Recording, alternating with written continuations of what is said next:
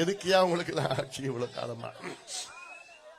அந்த பிரச்சனையை போக்க வேண்டும், அந்த குறையை தீர்க்க வேண்டும் என்றுதான் நான் இந்த தொகுதியின் எம்பியான நேரத்தில் 19 முறை அப்ப இருக்கின்ற அமைச்சர்களையும் அதிகாரிகளையும் தொந்தரவு பண்ணி, அன்பு தொல்லை பண்ணி, அழுத்தம் கொடுத்து தொந்தரவு பண்ண. அப்போ சதானந்த கவுடா அமைச்சரா இருந்தது, அப்புறம் மாத்தினார், சுரேஷ் பிரபு அமைச்சரா வந்தார், அப்புறம் பியூஷ் கோயல் வந்தாங்க.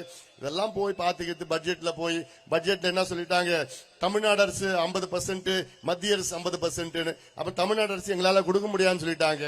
அதன் பிறகு மத்திய அரசு மொத்தம் பணத்தையும் கொடுக்கணும்னு சொல்லிட்டு 358 கோடி ரூபாய் ஒதுக்கீடு செய்து இங்கே தருமபுரியில அடிக்கல் நாட்டப்பட்ட திட்டம் அது, மொரப்பூர் தருமபுரி ரயில்வே திட்டம். இந்நேரம் அந்த திட்டம் நிறைவேறி முடிஞ்சிருக்கணும். நீங்க எல்லாம் ஒன்னா சேர்ந்து ஒற்றுமையா என் பின்னால வந்தா நான் இந்த கேட்கிற நிலையை மாறி குடுக்கின்ற நிலைக்கு நான் வர வேண்டும். இவங்க கிட்ட கேட்க தேவையில்லையா, கேட்க வேண்டாம் ஐயா. குடுக்கிற நிலையை நம்ம கையெழுத்து போடணும். அந்த நிலை வரணுமா வேண்டாமா? வர வைப்போம், நீங்கள் வர வைக்க வேண்டும்.